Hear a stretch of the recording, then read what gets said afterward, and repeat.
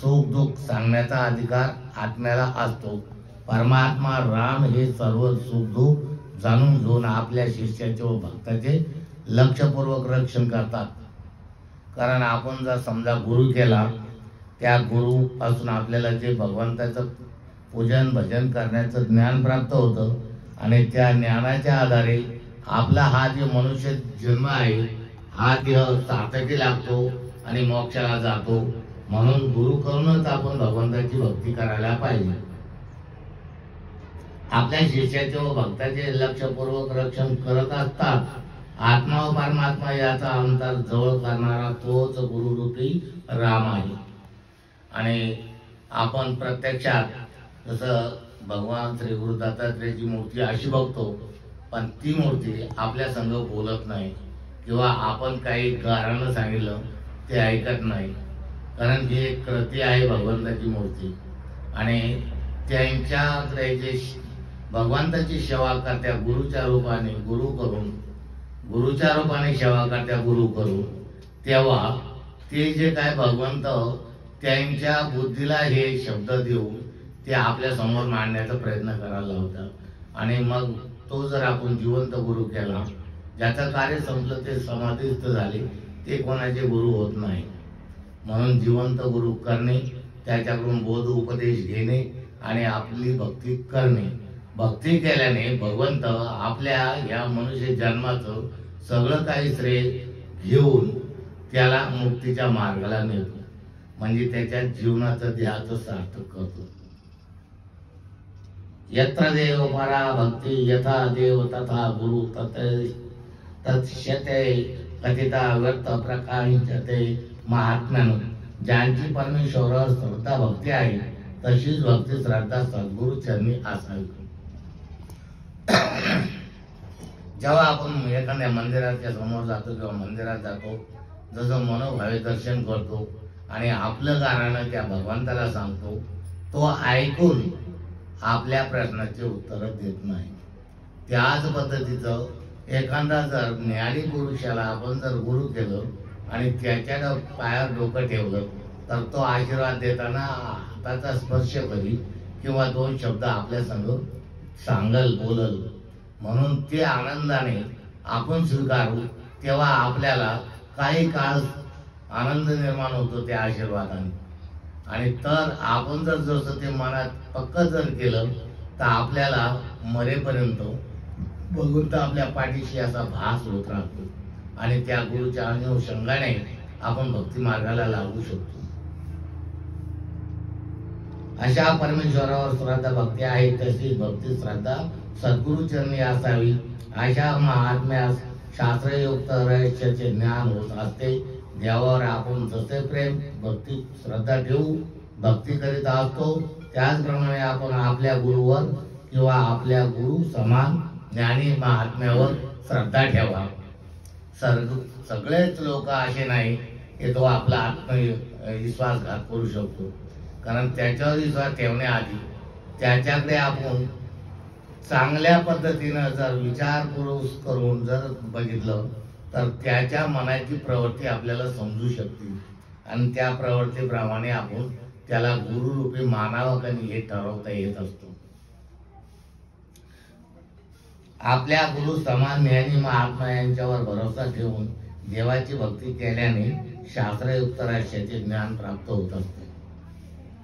साधू दर्शन पुण्य तीर्थ भूता ही साधव कालेन फलते तीर्थ सद्य साधू समागम सज्जन का दर्शन पुण्यकारक आहे. आणि अशा लोकांच्या सहवासात राहिलं, जसं ते वैष्णव पंथात म्हणतात, संतांच्या संघामध्ये संतांचं ज्ञान प्राप्त होतं. त्याच पद्धतीनं साधूच्या संगतीमध्ये समागमामध्ये राहिलं तर साधू रूपी जे काय मार्गदर्शन मिळतं ते आपल्याला मोक्षापर्यंत पोहोचवतं. क्योंकि सज्जन तीर्थ का फल देरी से मिलता है, लेकिन साधु समागम का फल तुरंत मिलता है.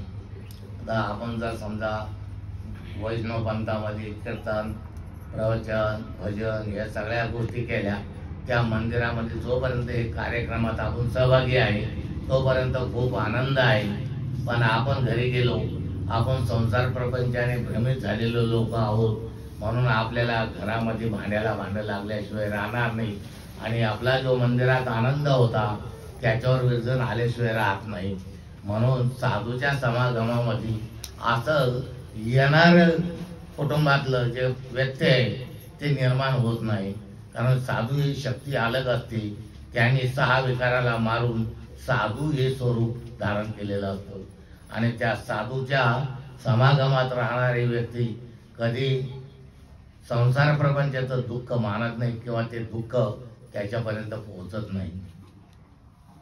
साधू संतांच्या सहवासात राहून भगवंत भक्ती केल्याने सेवेचे कारण जाणून भगवंत आपल्या आशीर्वाद लवकर देतो.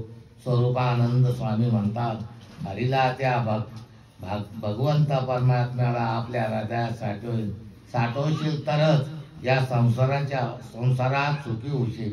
आणि त्याला आपण जर साठवलं तर आपण आपल्या संसार प्रपंचामध्ये देखील परमार्थ करून सुखी राहू शकतो. पण आपण जर तात्पुरती सेवा जर भगवंताची घेतली तर तात्पुरतच आपल्याला तिथे दर्शन आणि सुख मिळतो. आणि म्हणूनच वैष्णव पंथामध्ये आणि ह्या येते आणि जतीमध्ये हा बराचसा अंतर आहे.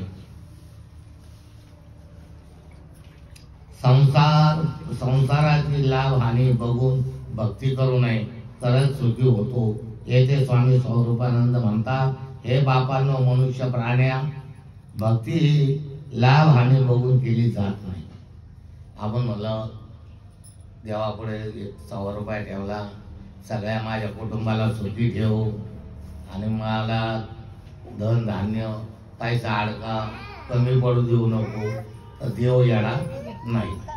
देव येडा कसा आहे की तुमच्या भक्तीचा येडा आहे, धन दौलतीचा नाही. तुम्ही दाखवलेल्या हमेशाचा येडा नाही, तुमच्या फक्त अंतकरणातल्या भक्तीमुळे भगवंत येडा होतो. म्हणून निराधार करा अशी भक्ती करत असता मोह मायेत येणारे संकटे, पुत्र वीत धन दौलत आणि मायेचे गणपत याचा विचार न करता असावी आपल्या भक्तीचा स्वधर्म पाळून मनाच्या गाठीत मोक्षधाम मिळवा. कारण हे मला नाही माझ्या पोराला मी बाबाच्या पायावर डोकं ठेवलं होते, मग त्याला आशीर्वाद मिळेल, मग त्याचं काही चांगलं होईल, ते करील त्याचा कर्म आहे. कर्म हे कर्त्याच्या पाठीशी असतंच, जो जसं करेल तसं त्याला ते भोगावं लागतं. म्हणून प्रत्येकाने आपला देह सोडवण्या इतकी सेवा करायला पाहिजे की ती सेवा करीत असताना आपल्याला शेवट बक्षीस म्हणून मोक्ष मिळतो. विचार न करता असा आपल्या भक्तीचा स्वधर्म पाळून मनाच्या गाठीत मोक्षधाम आणून भगवंत भक्ती करावी. मनुष्य जन्मास येऊनच हा मोक्ष मार्ग मिळतो आणि तो मनुष्य जन्मतःच साधावा. त्यासाठी ब्रह्मज्ञानी गुरु करून देहाची सोडवणूक करावा. त्याला त्या भगवंताची भक्ती कशी करावा याचं ज्ञान असायला पाहिजे आणि त्याची तळमळ असायला पाहिजे. आपल्यासारख्या अज्ञान लोकांना सज्ञान करण्याची, भगवंताची भक्ती करण्याचा मार्ग दाखवण्याची. नाहीतर तो आपण त्याला जे काय विचारू तो आपल्याला विरुद्ध दिशेचं सांगत असत तर ती भक्ती त्याच्याकडून आपल्याला मिळणार नाही. म्हणून आपण त्या असा गुरु करा, त्याच्याकडे ते ज्ञान आहे भगवंत भक्तीचं, ते घेऊन आपण भक्ती मार्गाने चालावा. संसार प्रपंच करून परमार्थ करता येतो. भगवंत परमात्म्याची भक्ती करत राहा. असे स्वधर्म जाणावे ते वर्म, जेणे ब्रह्मकर्म हाती वसे, तेव्हा ते आतुडे ब्रह्म सर्वगत. भूती भगवंत सर्वत्र आहे. भगवंत कुठे आहे? तुमच्या घरात देखील आहे, तुमच्या शरीरात आहे. प्रत्येकाच्या शरीरात भगवंत आहे, अंश आहे. पण आपण लोकांकडे जाऊन भगवंत भक्ती कशी करावा हे विचारित असतो, तेव्हा आपला आत्मविश्वास कमी असतो. म्हणून आपल्या शरीरात हृदयात भगवंत असून आपल्याला कळत नाही. म्हणून आपल्याला दुसऱ्याचा सहारा घेऊन भगवंत भक्ती करण्याचे मार्गदर्शन घ्यावा लागते. कर्म आणि ब्रह्म वेगळे न भासे, तया कर्म तिचे ब्रह्मरूप. बहिणी म्हणे ब्रह्म बळेची भाविता, धर्म अधपाता घाली देखा, आणि बळजबरी जर आपण स्वार्थासाठी सेवा केली तर आपण हा जन्म व्यर्थ घातला, असं बहिणाबाईचं म्हणणं आहे. म्हणून आपल्याला मार्गदर्शन मिळाल्यावर तन्मन धनानं आपण जे करू होऊन भगवंताची भक्ती क्षणभर का होत नाही करावी. देवाची येद्वारी उभा क्षणभरी, त्याने साधन साधविले मुक्तिचारी. हरिमुखे म्हणा, हरिमुखे म्हणा. हरीचं नाव घ्यायचं, मनात घ्यायचं आहे, मोठ्यानं ओरडून नाही घ्यायचं. हळू जरी आवाजात घेतलं तर त्या भगवंताला तुम्ही सेवा देता हे कळतं. पण मोठ्यानं जर ओरडलं तर दुसरे हसतील आणि विचारतील काय येडे झाले तुम्ही, कशाला भगवंत हरी हरी म्हणत्या, काय आहे तिथं. तेव्हा आपण लाजू, तेव्हा आपली भक्ती त्याच्यापर्यंत पोहोचत नाही. न लगती वेदशास्त्राचे पठण, परमार्थाची हीच वेगळी कुण. सद्गुरूची जाई शरण सर्व भावे. म्हणून याच्याकरता मार्गदर्शन घेण्यासाठी गुरु सद्गुरूला शरण जावा, आणि तो आपल्याला तो मार्ग दाखवितो, तो तेथीचा मार्ग सुलभ करून देतो. मग तो स्वभावे ब्रह्मरूप न लागती, तपेव्रता अनुष्ठान आत्मत्वाची खूण वेगळीच. त्याला जप नाही लागत, तप नाही लागत, भजन नाही लागत, पूजन नाही लागत, फक्त नामस्मरण करा. मग ते सुद्धा आपण जपी तपी इतकं भगवंताच्या जवळ जाऊ शकतो. न लागती देवतीर्थ क्षत्रयात्रा, आगमीच्या मंत्रा ढांढळावे. न लागती योग याग प्राणायाम साधनाचे वर्म वेगळेच. आपल्याला जे साधन करायचं आहे ते साधन म्हणजे आपल्या मनाचा निश्चय. तो जर आपण निश्चय केला, संसार प्रपंचामधल्या व्यथा जर आपण मनातून दूर केल्या आणि भगवंताच्या चरणाशी एकनिष्ठ जर झालो, फक्त त्याचं नामस्मरण केलं तरी आपल्याला तो पदरात घेतो, आपली सेवा घेतो, आणि त्याचं फळ शेवट आपल्याला मोक्ष मार्गात मिळतो. न लगे ब्रह्मचर्य ग्रस्त संन्यास व्रताचे हव्यास व्यर्थ तेही न लागती. पंचाग्नी धूम्राचे प्राशन आकाश वसन लगे काही. काही भगवंताच्या मंदिरात जर गेले, त्याला बसायला पाठ चौरंग पाहिजे, आसन पाहिजे. भगवंताचं बहिणीबाईचं म्हणणं आहे त्याला काही नाही लागत, फक्त तुमची श्रद्धा एकनिष्ठा असावा त्या भगवंतावर, आणि त्या भगवंतावर अशी जर निष्ठा टाकली तर तो तुम्हाला सहकार्य करतो, आशीर्वाद देतो, तुम्हाला तरुण नेतो, तुम्हाला मुक्तीच्या मार्गापर्यंत नेऊन जोडतो, तिथं तुमचा मोक्ष मिळतो.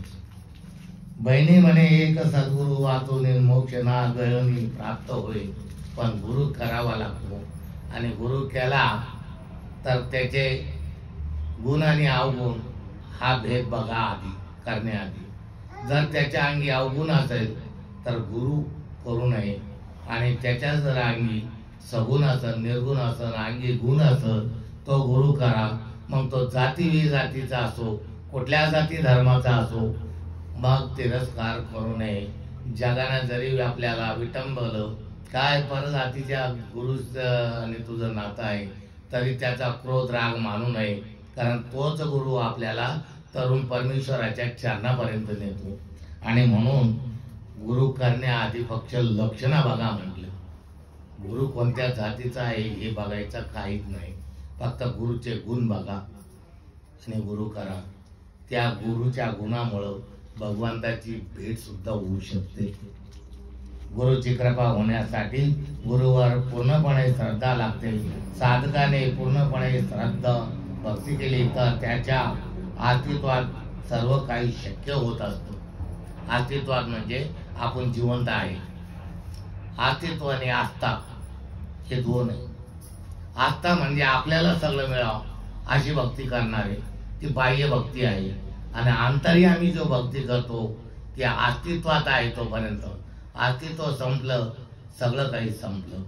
म्हणून अस्तित्वात आहे म्हणजे जिवंत आहे तोपर्यंतच भगवंत भक्ती करता येते, अन्यथा भक्ती करता येत नाही. कारण आपल्यासाठी 84 लाख येऊन नरदेह मिळतो, नंतर 84 लाख येऊन करू. आणि हाच एक जन्म असा दुर्मिळ आहे की ह्या जन्मात प्रत्येक मनुष्य प्राण्याला वाचा दिलेली आहे भगवंतांना बोलण्यासाठी, आपलं दुःख सांगण्यासाठी, व्यथा सांगण्यासाठी, सुख सांगण्यासाठी, दुःख सांगण्यासाठी आणि इतर प्राण्याला वाचा नाही. त्यांना देखील भगवंताची भक्ती करावं वाटते, पण वाचा नसल्याने ती आपल्याला ऐकायला भेटत नाही. पशुपक्षी भगवंताची सेवा करत्या म्हणून, कारण ते त्यांच्या स्वरामध्ये भगवंताची भक्ती करत असतात आणि त्यांच्या जीवाला मोक्ष मिळावा म्हणून त्यांची देखील तळमळ असते. पण ती भगवंतापर्यंत भक्ती का जात नाही, तर त्याला 84 लाख येऊनी भोग दिलेले आहे. त्याच पद्धतीचे आपल्याला मनुष्याला देखील मनुष्य जन्मात 84 लाख येऊनी नंतर भोग आहे. बघा ना, एखादा जन्माला येण्याआधी आपल्या मातेच्या उदरात जेव्हा तो पिंड तयार होतो, तर त्या पिंडाला त्या गर्भामध्ये किती वेदना आहे आणि त्या मातेला देखील त्याच्या वेदना सहन कराव्या लागत्या. या दोघांनी हे भोग असताना आणि ती प्रस्तुत झाल्यावर तेव्हा ते भगवंताला म्हणतं, कवा मी तुला हात कधी जोडले, कधी तुझी भक्ती करीन म्हटलो, तेव्हा ते रडायला लागतं. आणि ती स्त्री मरणाच्या दारातून सावध झाली, ती देखील त्या गर्भामुळे झालेले दुःख विसरून दुसऱ्या गर्भाची तयारी करते. बरोबर आहे का? आहे का आजीबाई? हे भोग आहे आणि हे भोग भोगून आपण मनुष्य जन्म मिळवला आणि याच्यासाठी ते जर समजा अपत्य त्या भगवंताला बाहेर आलं, कलीचं वारं लागलं म्हणतो आपण, आणि ते रडतं, तेव्हा तुम्ही म्हणता साकारामला मुलगा झाला पेढे वाटा, तुकारामला मुलगा झाला पेढे वाटा. ते रडतं याच्यासाठी तुम्ही अंगारा लावत्या, बाबा आले का, दादा आले का, ताई आली का, आजी आली का. ते रडतं याच्यासाठी की हे भोग भोगण्यासाठी सुरुवात झालेली आहे माझी, म्हणून ती रडतो आणि आपण पेढे वाटतो. कारण आपला त्याचा खेळ उलटा आहे. जेव्हा ते आपल्यातून कोणी मरतं ते म्हणतं बरं झालं एका बरं सुटलो, ते पाहतच नाही कोणाकडे. तुम्ही म्हणते बरा होता ना, कशाला? भोग भोगायला. ते म्हणतं सुटलो आता. म्हणून आपल्या या अस्तित्वाचा हा भाग खेळ वेगळाच आहे.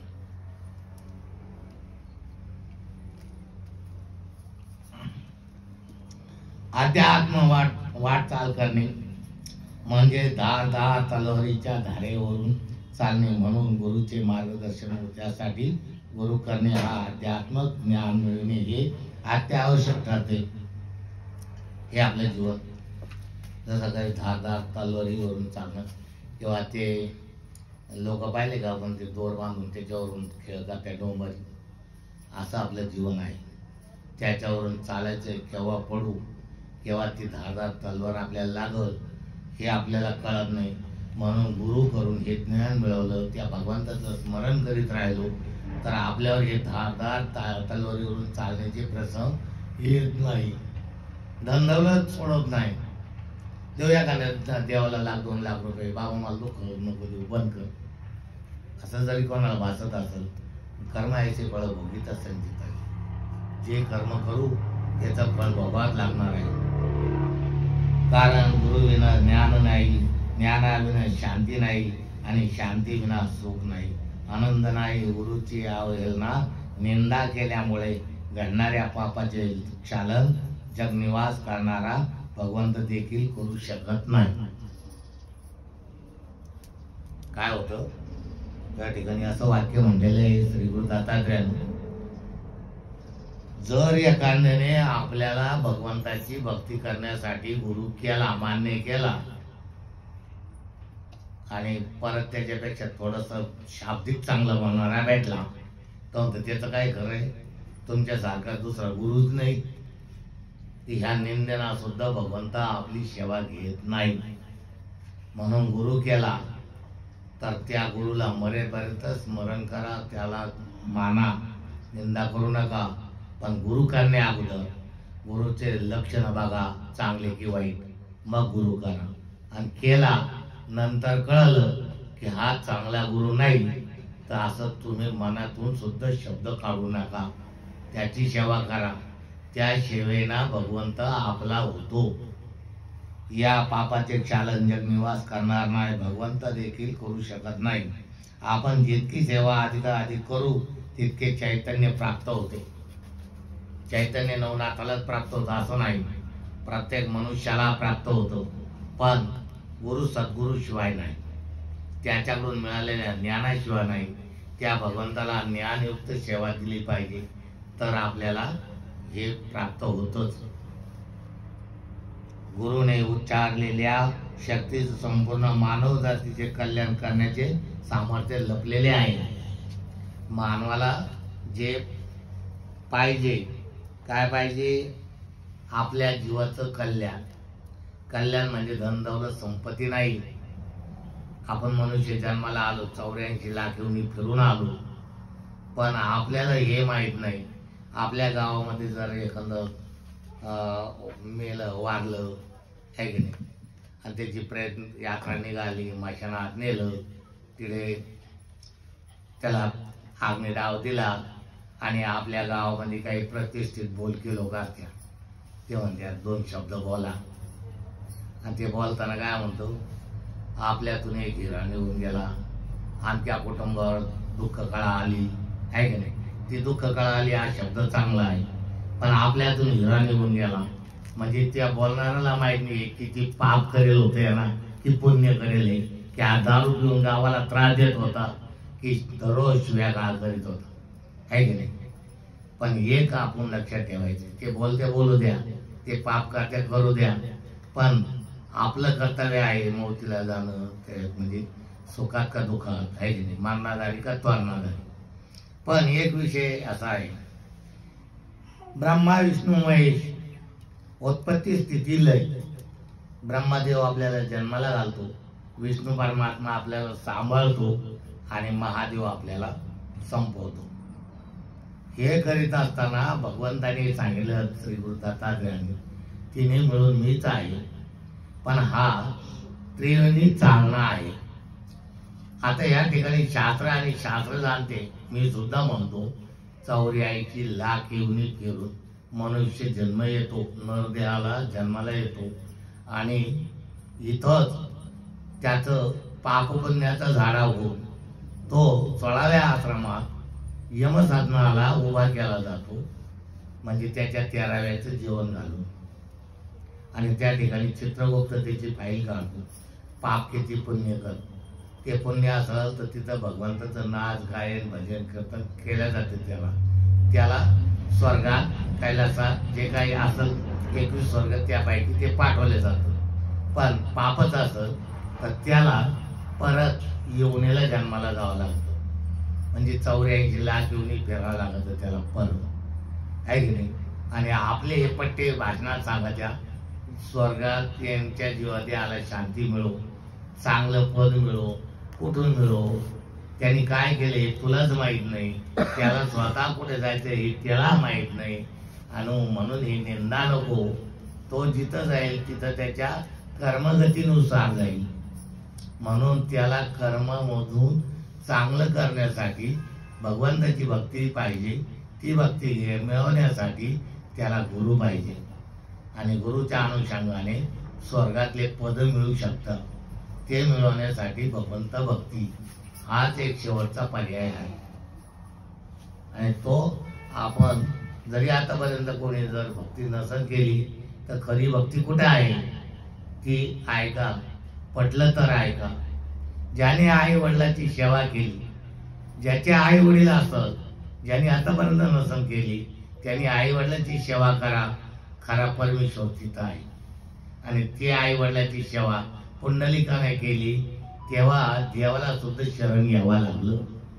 मग तुम्ही आज जर तुमच्या आई वडिलाला जर ही सेवा दिली, सकाळ संध्याकाळ त्यांच्या जर पायाचं दर्शन घेतलं, तर भगवंत तुमचा ऋणी बनतो.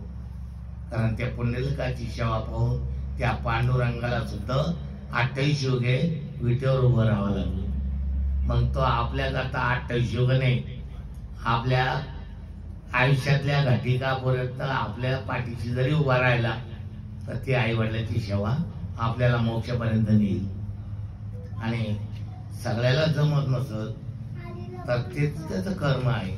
आणि आतापर्यंत नसून केली त्यांनी आई वडिलांची सेवा करायलाच पाहिजे. आई वडिलांच्या सेवेने भगवंत त्याला चांगल्या जागी नेतो. श्री गुरुच्या सामर्थ्याने गुणगान गौरव म्हणून आनंद उत्सव या दिवशी साजरा करा. यामुळे ज्ञान ब्रह्मज्ञान त्यांच्या शिकवणीने जो ज्ञान प्रकाश आपल्या जीवनास लाभेल त्या ज्ञानाने आपल्या जीवनास उजाळा मिळेल. शिष्याने गुरुपौर्णिमेला गुरुचे गुणगान व ज्ञानाचा गौरव इतका करावा की त्यांच्या इतरापुढे आदर्श ठेवून त्या आनंदास पारावार नसावा इतका आनंद उत्सव साजरा करावा. जसं गुरु शिष्याचं नातं आहे त्याच पद्धतीचं मायलेकराचं नातं आहे. आणि जसं गुरु जर समजा एखाद्याला नसल करायचा परवडत नसल तर जन्म देणारे आई वडीलच हे गुरु असत्या. कारण त्यांच्या संस्कारामुळं त्यांच्या मार्गदर्शनामुळं हा भगवंतापर्यंत पोहोचू शकतो. पण त्याला तशी सेवा लागते. बघा महादेवाला परीक्षा घ्यायची होती चांगून आणि श्रेयाळची. त्याने हट्ट केला. त्यांनी चिल्या बाळ मागितला आणि या चिल्या बाळाला मारून आम्हाला मास दे, जर नाही देत तर तुला श्राप देऊ. म्हणून त्या पती पत्नीने चिल्याला बोलवलं आणि विचारलं, बाळा हे साधू आलेले याला तुझं मांस भक्षण करावं वाटतं तर तुझं काय म्हणणं आहे. त्याने सांगितलं, तुमच्या सत्वाला जर बाधा लागत असत तर मी त्याला मांस द्यायला तयार आहे. आणि त्या बाळाने आपल्या स्वतःला आपल्या आईला सांगितलं, मला काप आणि त्या साधूला माझं भोजन दे. आणि कापलं. त्या साधूने सांगितलं की बाबा तुम्ही कापलं पण तुम्ही याचं शिर शिक्यात ठेवलं. ते शिर जर तुम्ही काढून कुठून जर देत असल तरच मी भोजन करीन. त्यांनी तसं पण केलं. साधू म्हणले, मी एकटा जेवणार नाही, तुम्हाला दोघाला माझ्या संग जेवा लागल. तुम्ही जर तुमच्या मुलाचं मांस खात नसल तर मी श्राप देईन. ते जेवायला तयार झाले. ते म्हणले, आपण तिघं जेवणार नाही, मुलाला आवाज द्या. ते म्हणले, तुमच्या समोर कापून त्याचं मांस तुम्हाला तयार केलं ते मला काही माहित नाही, आवाज द्या. आईनं आवाज दिला. चिल्या दूर दूर दूर दूर धावत आला. मग भगवंताने आपलं रूप दाखवलं. एवढी भगवंत भक्ताची कसोटी घेऊ शकतो. त्याकरता आपण सरळ साध्या भावनेनं जरी भगवंताची भक्ती केली तर मोक्षाच्या मार्गापर्यंत पोहोचू शकतो. पण ज्याने भगवंताची अशा पद्धतीची भक्ती केली त्याची कसोटी घेतल्याशिवाय त्याला आपलं म्हणत नाही. पाकिली सोपं आहे. साधी भक्ती भगवंताला आवडते आणि आतोनात भक्ती करतो, पण त्याच्या आत काय होईल आपलं त्याची कसोटी घेतो. म्हणून त्यांच्यापेक्षा आपली भक्ती श्रेष्ठ आहे. त्यांच्या भक्तीमध्ये कधी व्यथा निर्माण होऊ शकते. त्यांची सत्व परीक्षा घेतल्या जाते. म्हणून जप तप अनुष्ठान पारायण हे त्या साधू लोकांसाठी आहे, तुमच्यासाठी नाही. आणि त्याची परीक्षा घेतल्या जाते, कसोटी घेतल्या जाते. तो खरा की त्याच्या स्वार्थासाठी. म्हणून त्या काळापासून चारी युगापासून ही चालत आलेली रीत आहे भगवंताची. आनंदास पारावार नसावा इतका आनंद उत्साह साजरा करा. मनुष्य जीवास गुरु ज्ञानाची गरज आहे. पण महत्वाचे म्हणजे मनुष्य जीवनाने गुरु केल्याने त्यांच्याकडून उपदेश व बोध घेऊन आपले भले कसे करावे व कसे जगावे हे बद्दलचे ज्ञान गुरु प्राप्त करून देतात. आता आपण ही भक्ती करायचं ज्ञान मिळून घेतलं, पण आयुष्य असेपर्यंत कसं जगायचं आहे की नाही ते शिकवलं जातो. आता आपल्याला या ठिकाणी गर्व अहंकार जे काय असं याच्याबद्दल ते गुरु आपल्याला शिकवत असत्या आणि आपण अज्ञानातून सज्ञान मिळू शकतो. गुरु फक्त ज्ञानी गुरुच मग कशा प्रकारचा गुरु ज्ञान सागर असावा. भक्ती करण्यासाठी पुण्य व गुरुचा आशीर्वाद हवा. सर्वप्रथम मनाची तयारी पाहिजे. मन जर का तयार झाले तर भगवंतास आपले करण्यासाठी वेळ लागत नाही. फक्त आपलं मन, आपल्या मनाला आपण तयार करायचं आहे. कारण आपल्या अंगी 6 विकार आहे आणि ते जर दूर केले तर भगवंताचे 6 गुण आपल्याच अंगी येते.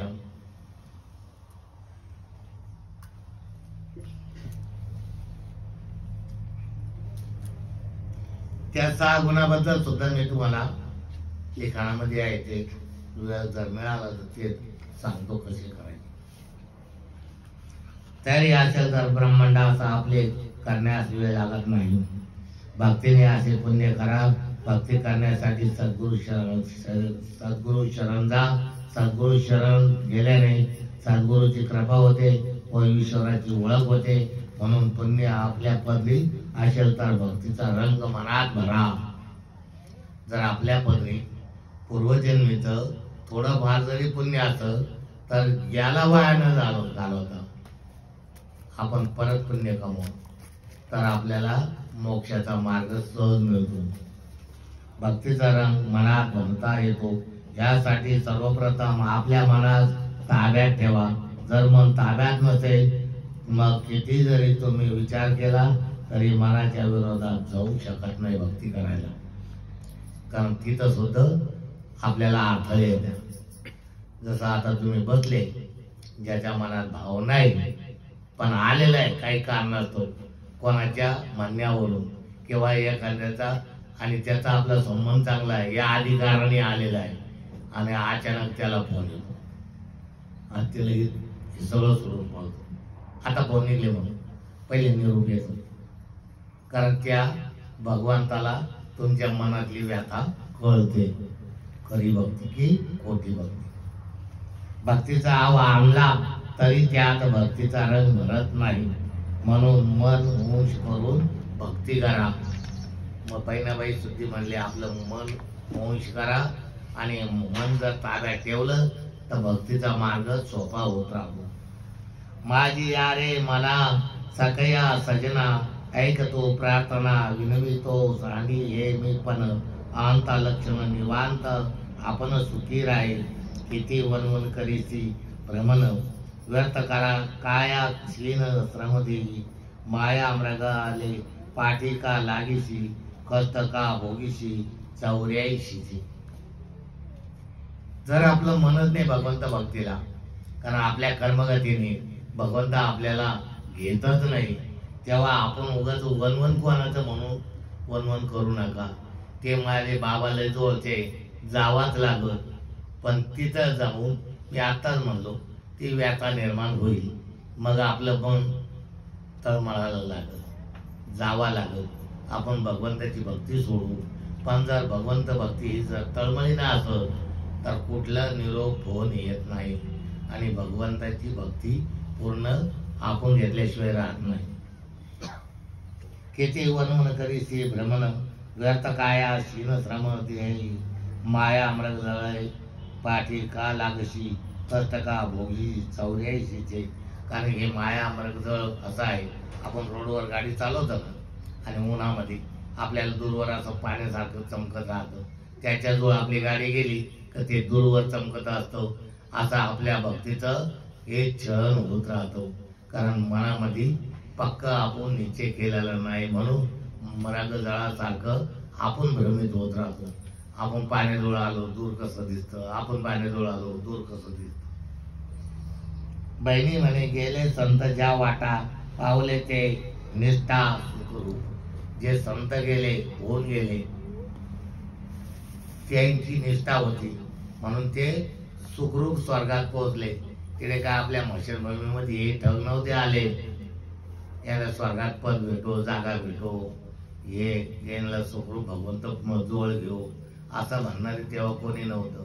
कारण तेव्हा भक्ती हीच त्याला तिथपर्यंत पोहोचवते.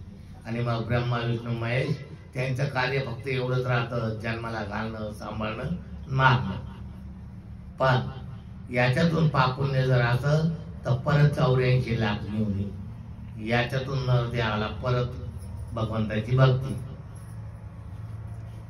बहिणी म्हणे गेले संत ज्या वाटा पावले ते निष्ठा सुखरूप. संत बहिणी म्हणतात हे माझ्या मनात सख्या सज्जना स्वतःच आपल्या मनाला शिकव की लाज धर की भगवंत भक्ती कर.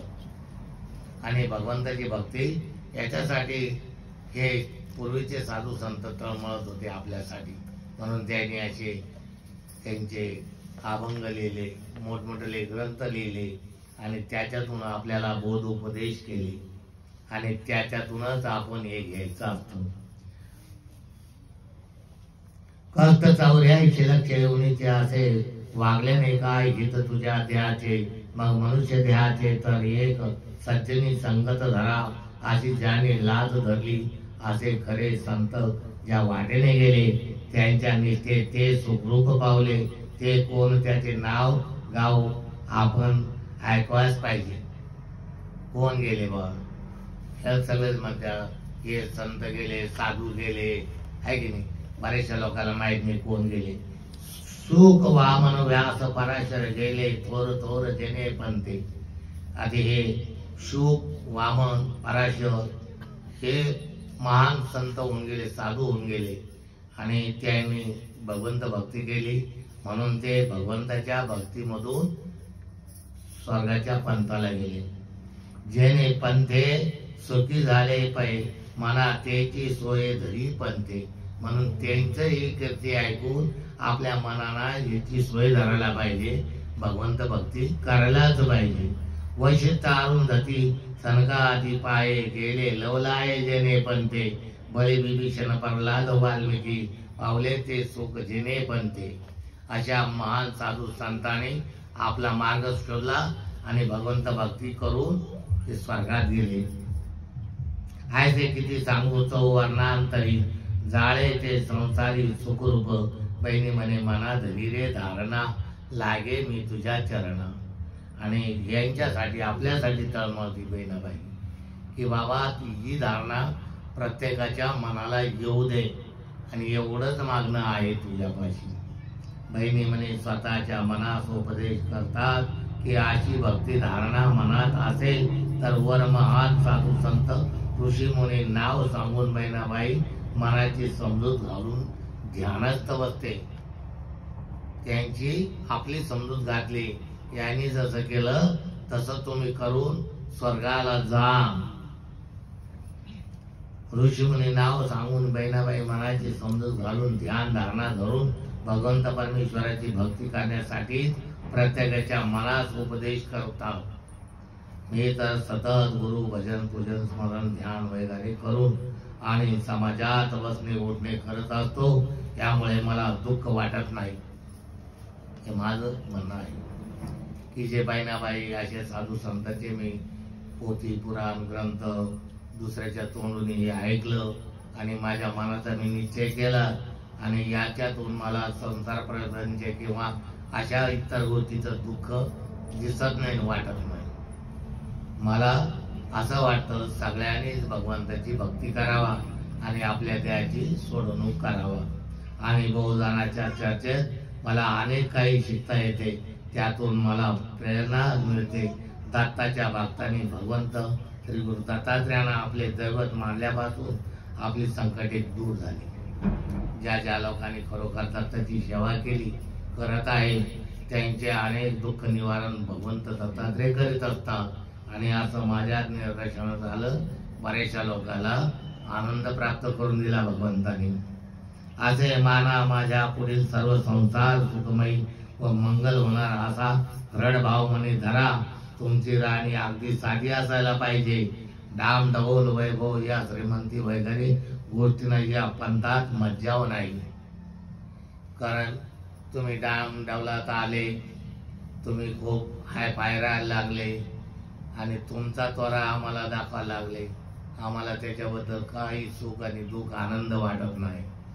आणि ज्याला भगवंत भक्ती करायची आहे तो गरीब आहे हा श्रीमंत आहे आमच्याकडे भेद नाही. ज्याला कोणाला वाटत असं मी खूप श्रीमंत आहे, मी कधी कोणाला श्रीमंत म्हणत नाही, कोणाला गरीब सुद्धा म्हणत नाही. जे काय असल कर्मफळ आहे त्याच्याप्रमाणे त्याने ते भोगायचे असतील. कौरवाला सुख संपत्ती होती आणि पांडव वनवासात होते.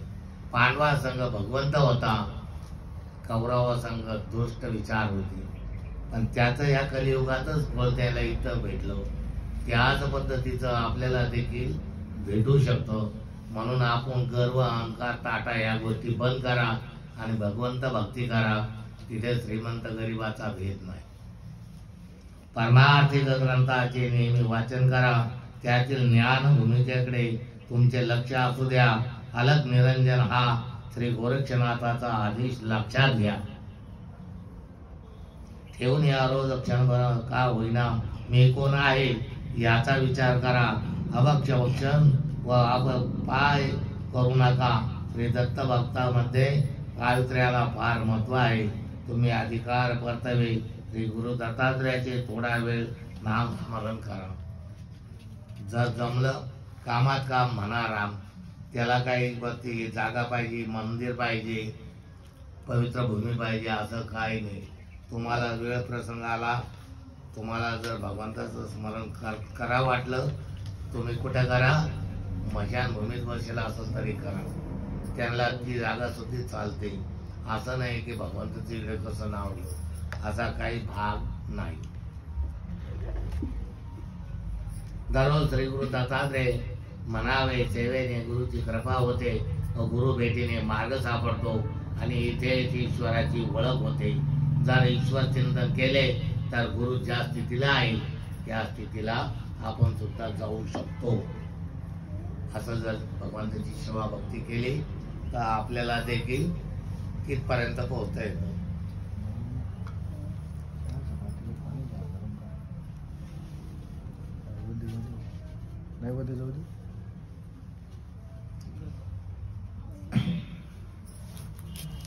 गुरु ज्या स्थितीला आहे त्या स्थितीला आपण सुद्धा जाऊ शकतो. अशी आपली आत्मज्योत साक्षात्कार घेऊ शकते.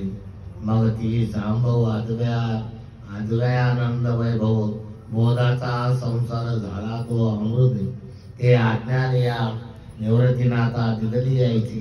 त्याने काही काळ कळीत भूता आला ते कोणी निवृत्ता संपादिले सब प्रभव ते गैनीनाथा होता तयाचा हातू पैठे आले. आणि या निवृत्तीनाथाला गैनीनाथाने बोध उपदेश केला. आणि या मानवामध्ये मृत्यूलोकामध्ये निवृत्तीनाथ पूर्वीचे महादेवाचा अवतार जरी होता पण मृत्यूलोकाचे नियम पाळावे लागत होते. म्हणून गैनीनाथ हे विष्णू अवतार होते. तरी मृत्यूलोकाप्रमाणे गैनीनाथाने निवृत्तीला अनुग्रह केला आणि अनुग्रह करून त्याला ब्रह्म सनातन बनविले. आणि त्या निवृत्तीनाथाने परत आपले बंधू ज्ञानेश्वर आणि सोपान मुक्ताबाई यांना अनुग्रह करून या मृत्यूलोकाचे नियम पाळायला लावून या ठिकाणी भगवंताची भक्ती कशी करावा यांनी देखील इथं आपल्यासारख्या अज्ञानी लोकांना खूप काही ज्ञान मिळवून दिलं. आणि त्या गैनीनाथापासूनच या अवतारी पुरुषाला 4 अवस्थेतून जावा लागतो. ती पहिली आहे सुषुप्ती अवस्था. सुषुप्ती अवस्था म्हणजे झोपेत जागृत राहणं. आणि दुसरी अवस्था आहे ही ब्रह्मरंध्र. कारण या अज्ञान लोकांना संज्ञान बनवण्यासाठी ब्रह्मज्ञानाचा उपयोग करावा लागतो. ती तिसरी अवस्था आहे तुर्य अवस्था. त्या तिसऱ्या अवस्थेमध्ये त्या ब्रह्मज्ञानी पुरुषाला आपला आत्मा ब्रह्मांडात नेऊन भगवंताची भेट साध्या संताला, साध्या लोकाला, साध्या भक्ताला करून देण्याचे कार्य करावे लागते. चौथा जो आहे तो फार कठीण अवस्था आहे. तिचं नाव आहे नीलनयन. नीलनयन म्हणून अशी अवस्था आहे. तो किती पुरुष ज्ञानी जरी झाला तर शेवटी त्याला आपल्या गुरुच्या डोळ्याने ही अवस्था बघता येते. स्वतःच्या डोळ्याने बघता येत नाही. जोपर्यंत त्याला गुरुपद भेटत नाही तोपर्यंत त्याला त्याच्या गुरुच्या डोळ्याने हे विश्व पाहावं लागतं. आणि या विश्वात काय चाललं त्याला आपल्या गुरुच्या अनुषंगानेच बघावं लागतं. म्हणून हा जो शेवटचा ही जे अवस्था आहे ही फार कठीण आहे. तिच्यापर्यंत बरेचसे लोक पोहोचू शकत नाही. म्हणून प्रत्येकाचा उपदेश या ठिकाणी मच्छिंद्रनाथाने सप्ततरंगीला भंगून म्हणजे सेवा करून पूजा करून तिला प्रसन्न करून साबरी विद्या मिळवली आहे. आणि ती साबरी विद्या मिळवताना या सगळ्या नाथांनी त्यांनी दिलेली आहे. आणि प्रत्येकाला ही साबरी विद्या कुठे मिळते हे नाथाला त्यांनी सांगितलं. म्हणून 7 दिवस पारायण सप्तपारायण करून नाथाने मच्छिंद्रनाथाने सप्ततरंगीला प्रसन्न करून घेतलं.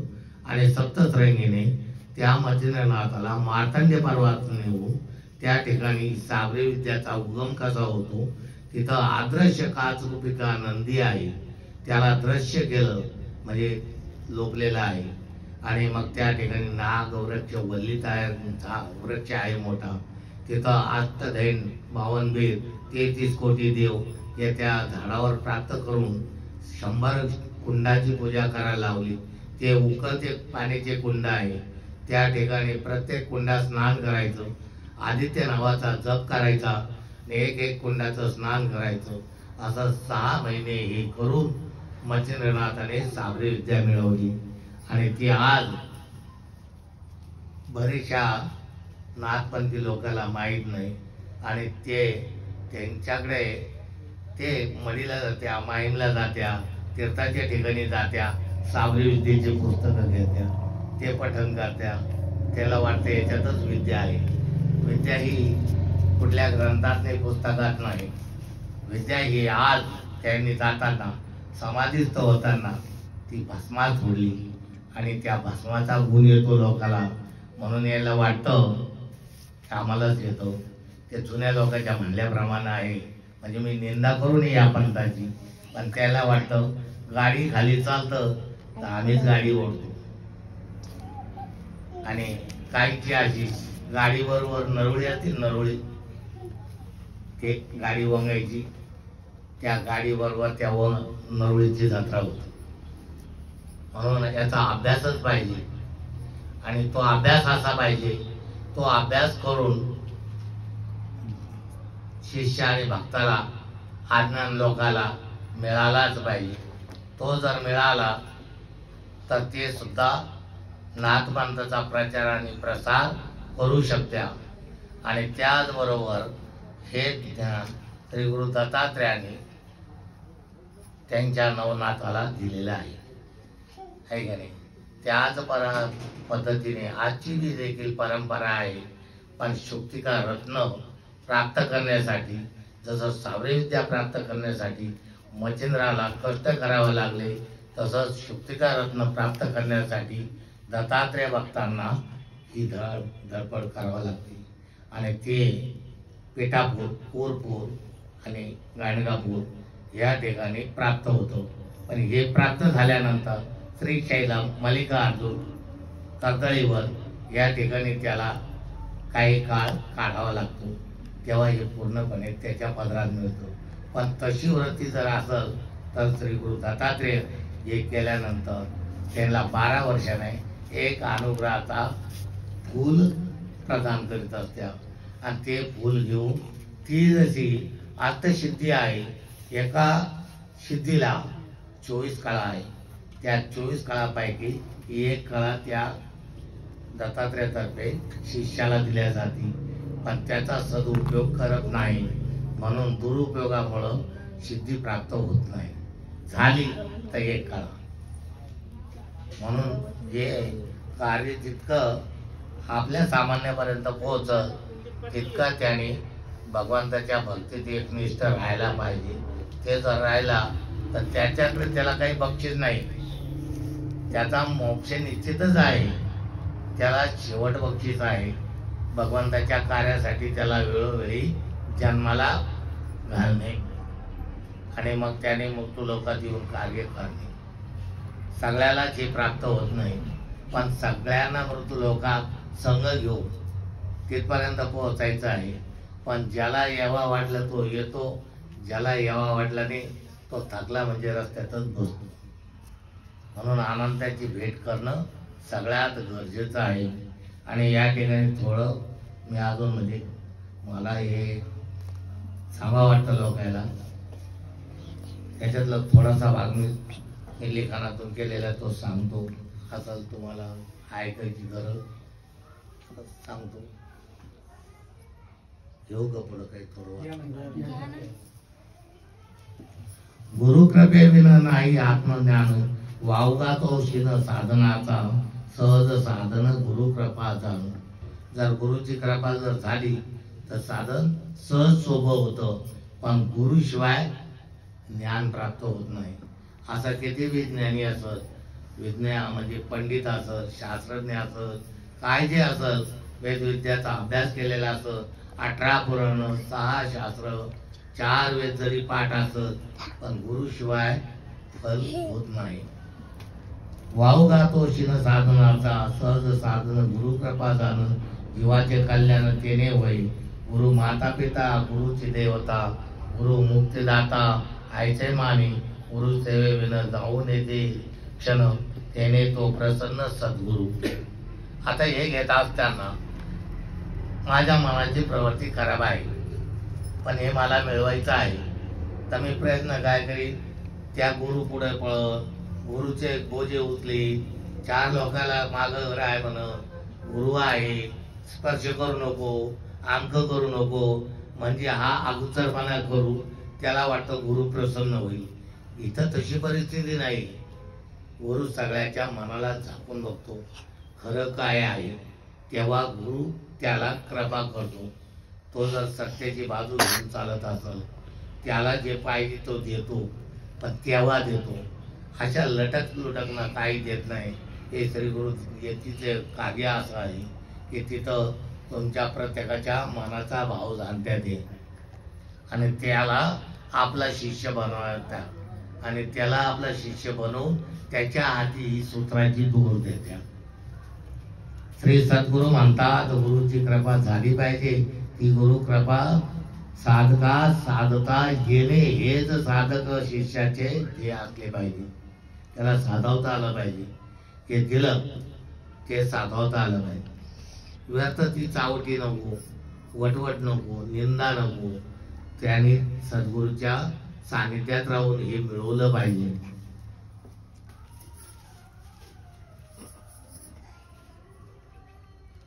नसता साधन करून व्यर्थ शीन करून काय मिळणार. आणि असे साधन अवघड नाही, सोपे करण्यासाठी मग बरे काय करावे ते शोधा. यासाठी ध्येय दाता ते ध्येय गुरु, माता पिता आणि गुरुच देवता. त्या गुरुला आपले आई बाप भाऊ चुलते काके सगळं काही स्वजन आपले आहे, तेच आहे असं मनोमन ठेवलं पाहिजे. तर गुरु प्रसन्न होईल आणि त्याच्या मनामध्ये कुठला मळ आला नाही पाहिजे. तर गुरु कृपा करतो. आपल्या मुक्तीदाता मनुष्य आपले साधन साध्य करून मुक्त असा म्हणून गुरु सेवेशिवाय वेळ वाया जाऊ देत नाही. असा शिष्य पाहिजे की गुरुच्या साधनामध्ये इतका काही रमला पाहिजे की आपण आपलं सगळं काही आहे ते विसरून जावा, सोडून द्यावा. तेव्हा गुरुप्रसन्न आपल्या साधनापर्यंत पोहोचतो. ते करा. आत्मसुखाचा भोग न घेता नुसत्या परोक्ष ज्ञानाने खरी ध्याता मिळत नाही, ज्ञान मिळत नाही. कारण मग हे इथं बसलो आपण तसं एक आपल्या मुलाला कसं ट्युशनला पाठवलं, ते ट्युशन मध्ये बसले पण त्याला ते गुरुजी शिकवित्या पण ते घेतच नाही, आहे का नाही. आणि घरी आपल्या आपण म्हणतो माझं पोरगं ट्युशनला आहे, नंबर 1 येण्याचा मला भरोसा आहे. आणि शेवटी ते नापास होतो.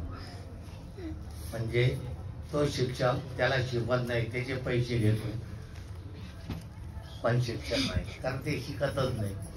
तो शिक्षक सांगतो का तुमचं मुलगा आहे, कारण त्याला पैशाची गरज आहे. त्या पद्धतीचं इथे श्री गुरु दत्तात्रेयाकडे नाही. ते जा म्हणत नाही, राह म्हणत नाही. शेवट त्याला जे प्रदान करायचे ते देत नाही. खरी शांती सुख प्राप्त होत नाही. मग ते प्राप्त होण्यासाठी ध्यानाआधी साधनच केले पाहिजे.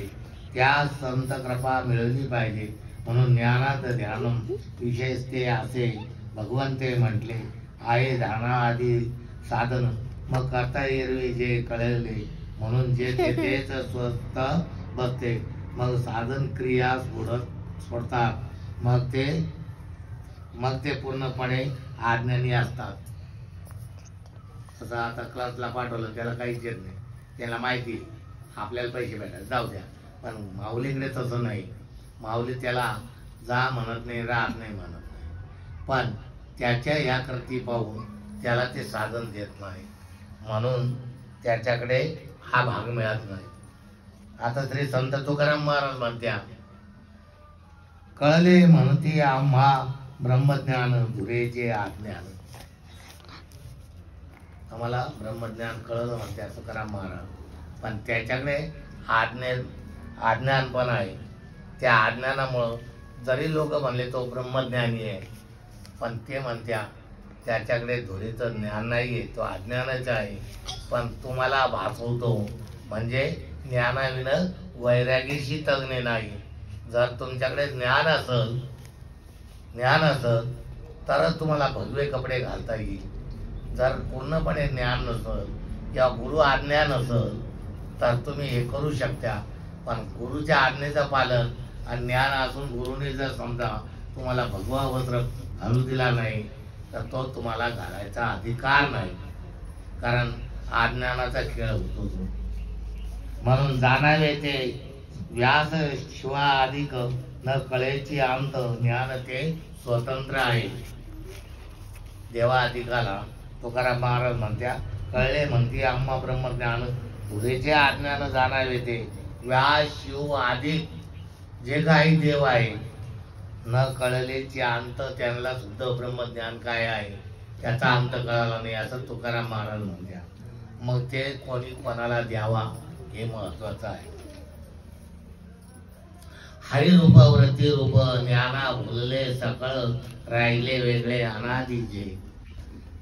हरीचं रूप आणि त्याचं ज्ञान याला फक्त भुलले. आपण पाहिलं मालिका पाहतो ना, ते आपल्याला ते मालिकेत चमत्कार करून दाखवले. मग प्रत्यक्ष ते भगवंत करीत होते का, ते आज या मालिकेत होतं का, याचा आणि त्याचा अंतर आहे. असे काही ज्ञानी पुरुष भगवंताच्या भक्तीत जात्या आणि भक्ती होत नाही, मग ते नैराश्याचं सामर्थ्य त्यांच्या अंगी चढतं. म्हणजे अहंकार गर्व ताठा आणि उगत लोकांना दाखवत्या, ह्या बताऊ घ्या बेटा, आपण घाबरायचं का. म्हणून ज्ञान हे त्यांच्याकडे आहे की नाही हे आपण देखील जाणून घेतलं पाहिजे. राहिले वेगळे अनादीचे तो का म्हणे हरी अंश रूप झाला बोधिले पुत्राला तेची खरे. त्या भगवंताने हरीने हंस रूप धारण केलं आणि हे ब्रह्मज्ञान कोणाला दिलं, मुलाला. कोणी कसं दिलं नाही कळणार. म्हणजे जेव्हा इंद्र सोमयाग माग यज्ञ जो केला सुरपाळ्याला, त्या ठिकाणी ही व्रती धरली इंद्राने आणि तो मोर झाला आहे का नाही. त्याने झाडावर बसून जेव्हा हे मच्छिंद्रनाथ आपल्या मुलाला मेनीनाथाला साबरी विद्या देत होता तेव्हा ती त्याने ग्रहण केली आहे का नाही. मग त्याची कसोटी घेतली. मृत्यूलोकात 12 वर्षे तुला तप करावं लागल तर तुला साबरी विद्या प्राप्त होईल. आणि ही साबरी विद्या जर तू नवनाथावर कोणावर बी चालवली, साध्या शिष्यावर जरी चालवली, ती तुझ्याकडे राहणार नाही. म्हणून तुकाराम महाराज अशा पद्धतीच्या अभंगातून म्हणत्या, कळले धुरेचे ज्ञान हे कोणी कोणाला द्यावा हे कळलं पाहिजे. आणि ते देताना त्याला त्याच्या पूर्ण मनातली प्रवृत्ती जाणून घ्यावा लागल आणि मग त्याला ज्ञानाविनं, हे जर अज्ञान असं तर ज्ञान मिळत नाही आणि गुरु कृपेविनं ज्ञान प्राप्त होत नाही. म्हणून त्यांनी आपल्या गुरुला आपल्या मातेपित्याप्रमाणे समजून ही सेवा करून हे ज्ञान मिळवून, ही धडपडे हे मिळून सर्वसामान्यापर्यंत पोहोचवा आणि त्याचा आनंद शेवटी त्याला मोक्षपदाला नेतो. ज्ञानाच्या ध्यानाने जे ध्येय राहता व ध्यान ही त्रिपुटी मावळून जाते. मग जे उर्वरित असते ते ब्रह्म होय, ते स्वतंत्र ज्ञानरूप असल्याने त्याच्या ज्ञानाने त्याच्याच अनुभव अवस्था ठरते असे त्या ठिकाणी ध्याता अगर जाणता माळून एकरूप होता तेव्हा कळले असे वाटते। तेव्हा तुकाराम महाराज म्हणत्या हे ध्यानाने ध्याता जर एकरूप जर झाले, हे ज्ञान गुरुला शिष्याला देण्या इतके जर त्याला कळाले, तर मग काय झालं, ते थोडेचं ज्ञान नाही, ते कळलं त्याला देताना की हा घेण्याच्या लायक आहे। नसता व्यर्थ ज्ञान देऊन व्यर्थ तो शिंतो आणि गुरु शिंतो, म्हणजे त्याचा अर्थ असा गुरुला देखील ज्ञान कोणाला द्यावा हे कळालं नाही आणि ज्ञान देताना तो घेण्यासारखा आहे का, तेव्हा ते गुरु ज्ञान प्राप्त होतं। अशी स्थिती ज्ञानालाच खरे ब्रह्मज्ञान समजू साधना आदी क्रियेच्या उच्छेद करणारा हा ही पाखंडी बनतो। आता मी सांगितलं साबरी विद्या कोणी प्राप्त केली, कोणापासून ती तयार झाली, आणि तसंच हे शुक्तिकारात्माचं देखील आहे।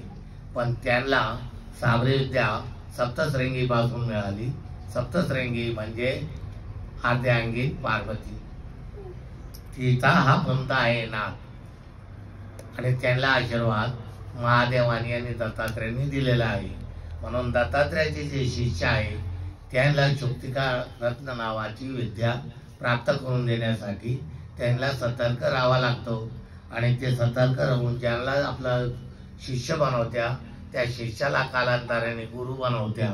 पण त्या गुरुला हे पुढलं ज्ञान कोणाला द्यावा हे समजलंच पाहिजे। ते जर दिलं नाही तर काय होतं म्हटलं, त्याचं पाखंडी रूप तयार होतं, त्याच्यापासून समाप्त होतं। प्रथम सोहम आत्म्याचे ज्ञान परोक्ष रीतीने करून घेण्यासाठी सनातन शरण जा, पण अपरोक्षितांना प्रबोध करून घेण्यास जे संतांना शरण जातो त्यास अनन्य शरण म्हणतात। खरा संतांची कृपा प्रसाद जो आहे अशा अनन्य भावाने शरण जाणाऱ्यावर होत असते, कारण त्याने जर तो शिष्य शरण त्या पद्धतीचा गेला आहे तर त्याला ते ज्ञान घेता येतं। पण तो जर ढोंगी रूपाने जर शरण जात असत तर ते ओळखावं लागतं, त्याला ते ज्ञान प्राप्त करून देऊ नये। अनन्य भाव उत्पन्न होण्यास प्रथम शरण आलेल्यास ते परोक्षित रीतीने ज्ञान करून देतात, याला बोध म्हणतात।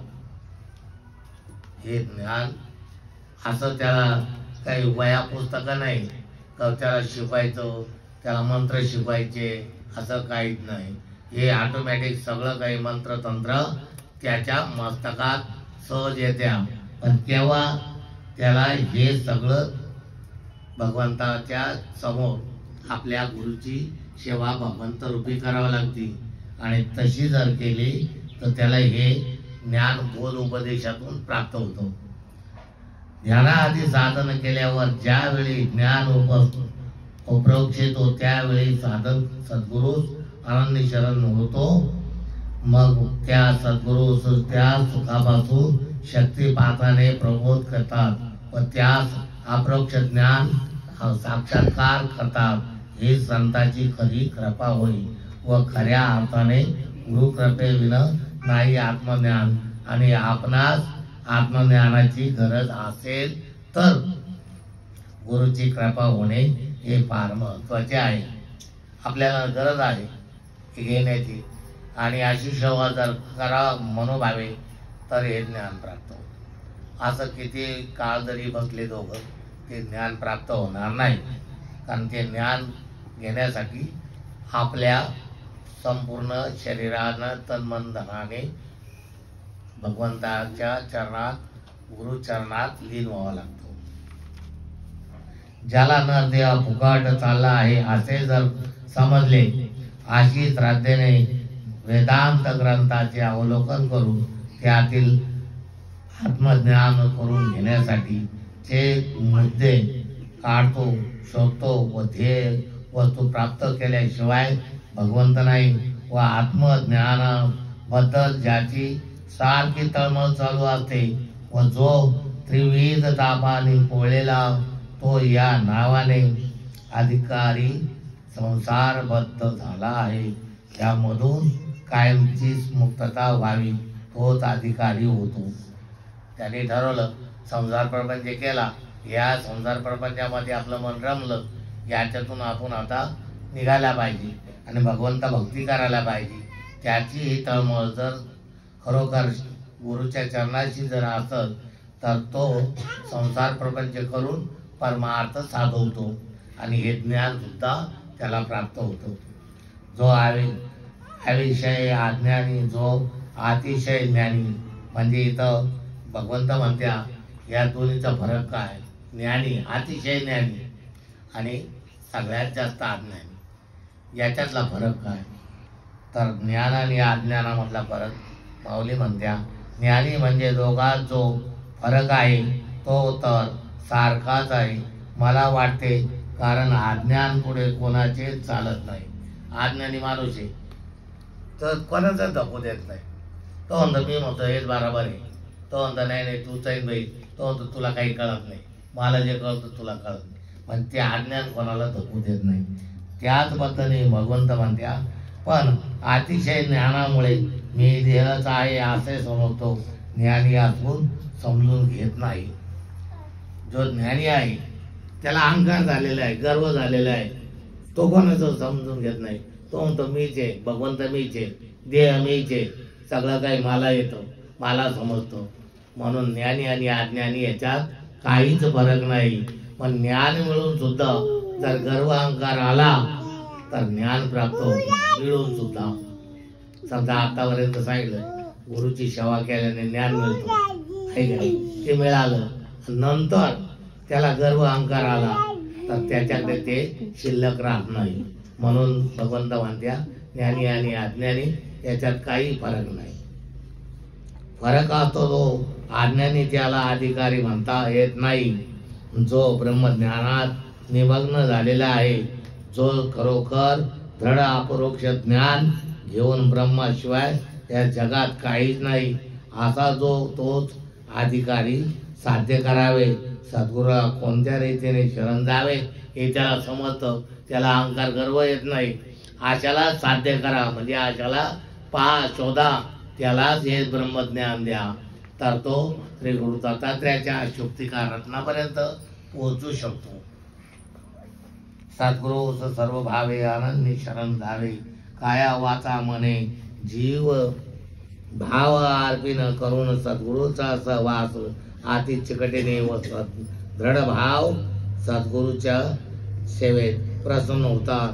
गीतेमध्ये भगवान श्रीकृष्ण आपल्या प्रियतम भक्त अर्जुनाला चतुरार्थ अध्याय 34व्या ओवीत सांगतात.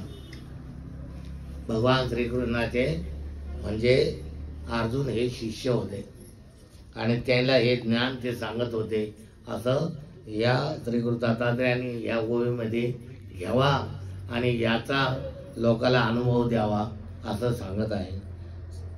तर तद्विधी प्राणिपातेन परिप्रश्नेन सेवया उपेक्षन्ति ते ज्ञानीस्तव दर्शन साधकाची सेवा असावी. आणि अशा पद्धतीने त्यांनी जे त्याला त्या ठिकाणी सांगत होते ते ज्ञान ते जसं अर्जुनाला देऊन त्याला युद्धाला तयार केलं, त्याच पद्धतीचं हे कार्य करण्यासाठी गुरुने आपल्या शिष्याला तयार करावा. त्यालाच ब्रह्मज्ञान, ब्रह्मसनातन, अंतर्यामी, दिव्य शक्ती असे नावं आहेत. ते जर त्याने मिळवलं तर त्याने ते जनसेवेसाठीच ठेवावा, इतर कार्य करू नये. तेव्हा त्याला रिद्धी सिद्धी प्राप्त होते आणि तिचा सदुपयोग करता आला पाहिजे. अशा 8 सिद्धी आहे. त्यापैकी त्याचं ज्ञान बघून भगवंत त्याला एका सिद्धीत एकच कळा देतो. त्या कळेवर त्याला जर अहंकार झाला तर ते ज्ञान परत मिळवून घेतं, म्हणजे त्याच्याकडून काढून घेतं. म्हणून आपण या ठिकाणी श्री गुरु दत्तात्र्याचं आज जे काही उत्सव आहे त्याबद्दलचं ग्रंथातून बरीचशी माहिती दिली आणि त्याचबरोबर मी केलेल्या लेखनातून मला जे जे भगवंताने माझ्या बुद्धीला दिलं ते या ठिकाणी मी तुटकं फुटकं लिहिलेलं आहे. आणि याच्यानंतर बोला पुंडलिकावरती विठ्ठल श्री ज्ञानदेव पंढरीनाथ भगवान की जय. माऊली ज्ञान दत्तात्रय भगवान की जय. नवनाथ महाराज की जय. आता यानंतर आरती होईल. हॅलो, यानंतर आरती होईल. आरती झाली त्याच्यानंतर 9 मुलं प्रसादासाठी बसतील, मग बाकीची मंडळी महाप्रसादाला बसतील. तरी आता आरतीसाठी जागेवर उभे राहा. पुढं मंदिराकडे येण्याची कृपा करू नका. मंदिर